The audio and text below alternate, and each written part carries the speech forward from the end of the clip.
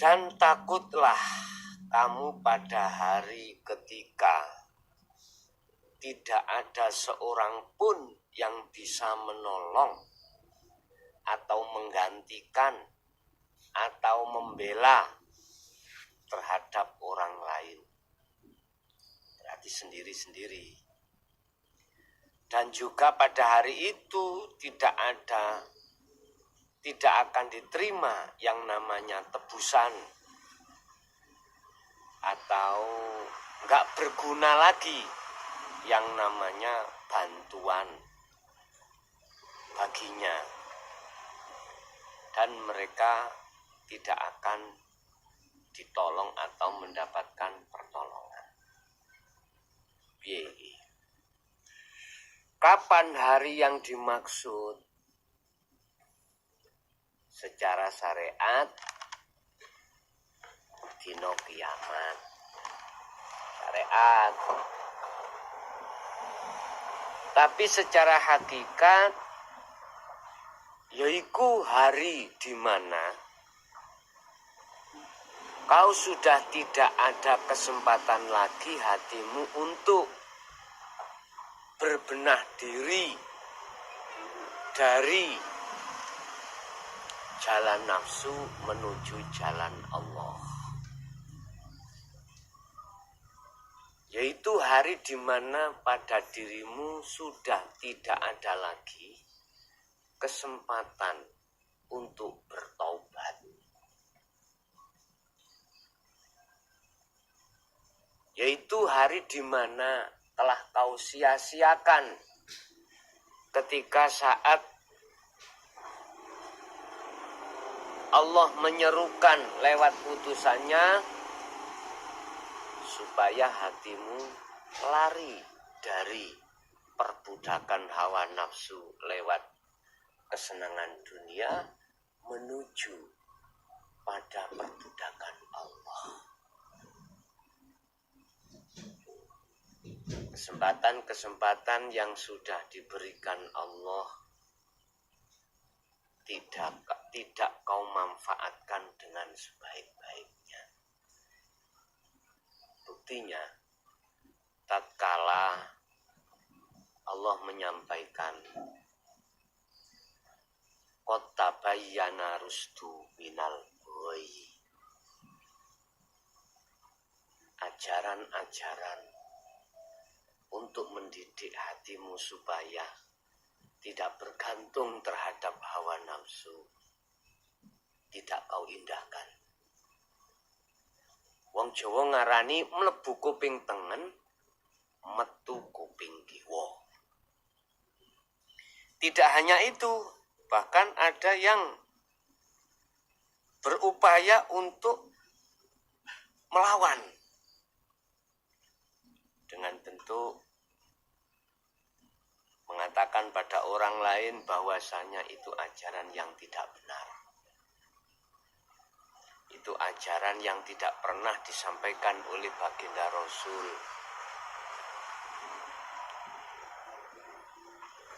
Itu keliru. Bahkan justru Rasulullah itu didatangkan di tengah-tengah umat manusia. Visinya adalah makarimal akhlak, menyempurnakan akhlak manusia dari syariat menuju hakikat, dari akhlak istimaiyah menjadi akhlak ilahiyah.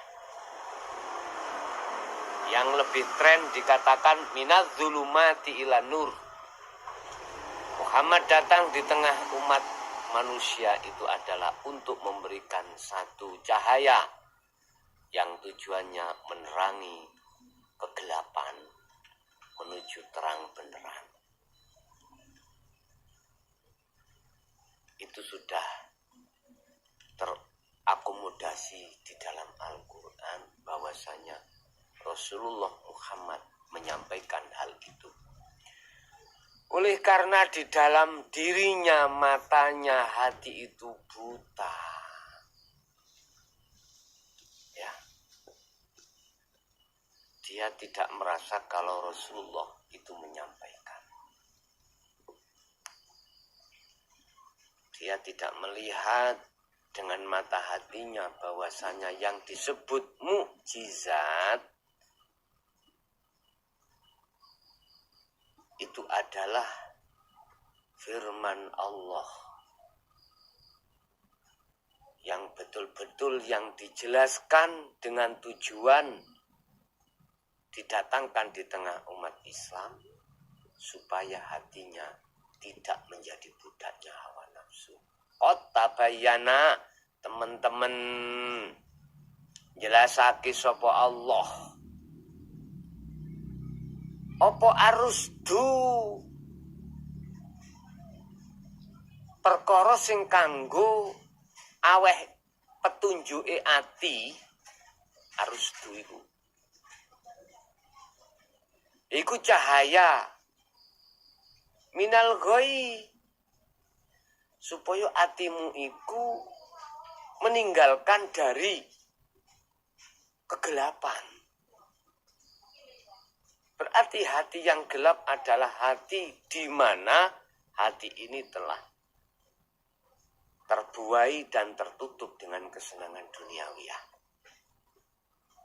Lah itu didatangkan Allah. Ajaran-ajaran dinu tauhid itu didatangkan untuk membebaskan jagat hatimu yang asalnya gelap menjadi terang. Wa may yakfur bitaghut. Kalau sudah itu kau terima, kau untuk saat ini sampai kapanpun harus ingkar terhadap nafsu. Harus jauh, menjauhi dari kepentingan nafsu hatimu. Hatimu harus keluar dari jeratan hawa nafsu. Atau hatimu harus meninggalkan cintanya terhadap kesenangan duniawiyah. Sekalipun dohirmu itu jadi satu dengan kesenangan duniawiyah. Satu sisi yang lain wa yu'min billah. Dan hatimu harus menghadap terhadap Allah yang dimaksud hidup yang menguasai kesenangan duniawiyah itu. Intinya hatimu harus masuk di dalam kerajaan Allah. Hanya dengan cara bertajalli. Jadi yang dimaksud hari yang sudah tidak berguna lagi apapun adalah ketika saat dirimu sudah nggak ada kesempatan untuk bertobat lagi. Mana?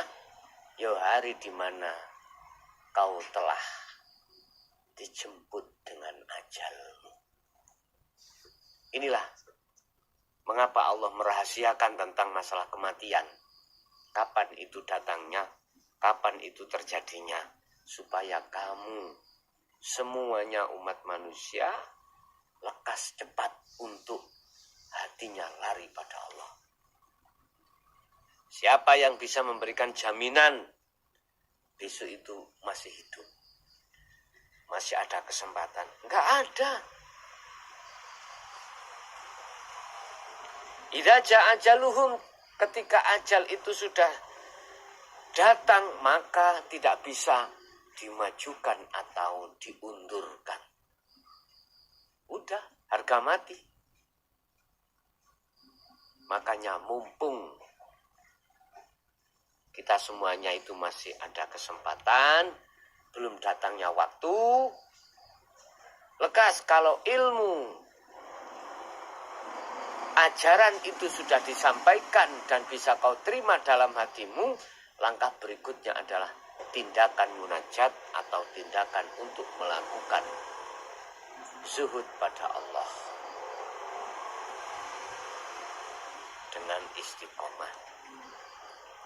Ini yang hanya bisa dilakukan di saat-saat secara fisik kita itu menunaikan kewajiban secara syariat, dohiriyah, keluarga, bekerja dalam hal untuk memberikan nafkah terhadap anak istri, bila mana itu dilebihkan Allah, di situ ada haknya fakir miskin, ada haknya anak yatim, ada haknya duafa, dan lain sebagainya. Semuanya di situ telah dituntut dirimu untuk berkreasi pada Allah dalam rangka ubudiyah, dalam rangka nyembah kepada Allah. Jadi sesembah di sini akan diterima di sisi Allah manakala ketika saat proses penyembahan itu hatimu selalu senantiasa bertajalli pada Allah. Kesimpulan, hari yang disebut hari akhir adalah hari di mana dirimu sudah tidak ada kesempatan lagi untuk melakukan tindakan munajat pada Allah. Dan hari itu datang sewaktu-waktu. Hari itu datang sewaktu-waktu dan manusia tidak akan pernah tahu kapan itu datangnya. Bisa ketika saat kau masih muda, kau sudah berumur, kau sudah mendekati tua. Bisa jadi hal itu terjadi pada siapapun. Sebagai motivasi, janganlah kau sia-siakan hari-harimu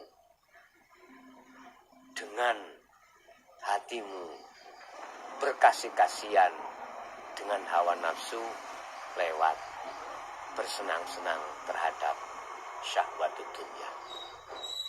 Sebab kau ditunggu di depanmu hari yang dimana kau akan amat merugi.